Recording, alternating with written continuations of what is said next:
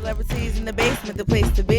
Karen Martin on your TV. Politics, drama, music, sports, arts. Favorite celebs, climbing the charts. First-hand info on the live. Careers, next projects on the rise. Come visit Karen every week. Never know who's in the hot seat. Celebrities in the basement is the place to be. You got Karen Martin on your TV screen.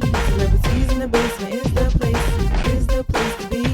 You got Karen Martin on your TV screen. Good evening, I'm Karen Martin, and welcome to Celebrities in the Basement. Tonight we have with us Grammy Award winning, that's right, Grammy Award winning vocalist, musician, all-around entertainer. Help me welcome Mr. Joe StoneSTREET. Welcome, Street. Hey, Thank you. Okay, Thank you so much for coming out to Celebrities in the Basement. Very welcome. Yes, Good thank to be you. here.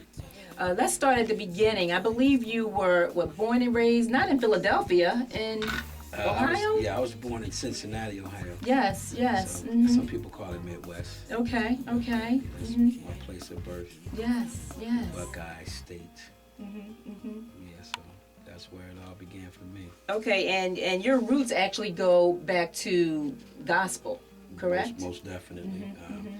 I come up from the church, a family church actually, where you had the grandmother was the preacher and the uncle and the mama was the missionary. And, Wonderful. that whole thing. So I began playing piano in church at like around maybe like 10 or 11. Wow. And went from there into actually like a child ministry. Mhm. So I was in the ministry from actually from 7 up until I was about 20. Let's I passed talk through about time. BLACKSTREET. Where did the name BLACKSTREET come from? Why didn't you use StoneSTREET? Well, actually, I met Teddy Riley, and I was living in L.A. at the time. I had just came back from Japan because I was over there just gigging, hanging out, doing music, and I stayed over there a couple years and came back to the States and made my home in Los Angeles and just was, hanging out, doing a lot of writing with a lot of different, young up-and-coming producers in the LA area. So I was getting around a lot because everybody wanted to kind of work with me. And a friend of mine heard some of the demos. At that time, Guy had just kind of like, dispersed. And Teddy was looking to do something different. And he had heard about me through people out there. Okay. And he heard some of my songs that I had been working on in the studio. And he was like, I want to meet this guy. So we hooked up. He heard the music. And he asked me that I want to, come down to Virginia initially to work on my solo album. But once I got there, we were working on Bobby Brown's album, and I was doing just like all the background vocals for that. And one day I was in the booth, and he was like, man, listen, you want to do a group? I was like, let's do a group. It was like, cool. So we got together.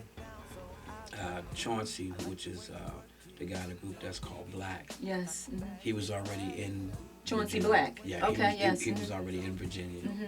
And so he said, well, hey, man, we need one more person. And so we kind of put a little audition out, like a little underground audition. Yes. And we found Levi Little, who was living in Patterson, New Jersey, where Chauncey's actually from. Teddy's from Harlem. And so they kind of knew each other. We brought him down, we liked his vibe, and that was the group. So they said, well, what we gonna name the group? Right. So Teddy was like, your name is crazy, let's name it StoneSTREET. Yes. So, I was like, well, that's cool, but I want it to be more of a unified name. Yes. I didn't want it to be all my name. Right, because people would then think it was a solo. Yeah, you know what I'm Yes. saying? So I said, well, let's call it BLACKSTREET because it's black music and it represents, black people. And not to say that BLACKSTREET is not a universal concept, but the fact of the matter is R&B music is derived from black people. So I wanted to Artists, represent it. from Heavy D to Stevie Wonder, what artist today would you want to collaborate with? You know what? I think I would love to work with Beyonce. Okay. I like her a lot. I like Mary J. Blige. Yes, yes. I love Usher. He's Absolutely. one of my favorites. Yes. It's just so many of them. You know, I can't really pick. I would work with any of the artists that's out there right now that's doing their thing. Okay, Justin yes, Timberlake. Yes, yes. I love Jasmine Sullivan. Oh, love her. She's yes, from Philly. she is from Philadelphia. Yeah, Yes, she is. yeah. Have you had a chance to meet her yet? I actually was the first person to ever record Jasmine in the recording studio. She did her What? first session with me. Yeah, she was about. How old was she? About she 15? No, she was 12. 12? Okay, yes. And it was wild because a friend of mine at that time, he was the A&R at Sony, Kenny Ortiz, and he called me and said, "Street, I got this kid, and you gotta hear her. Yes. She's amazing.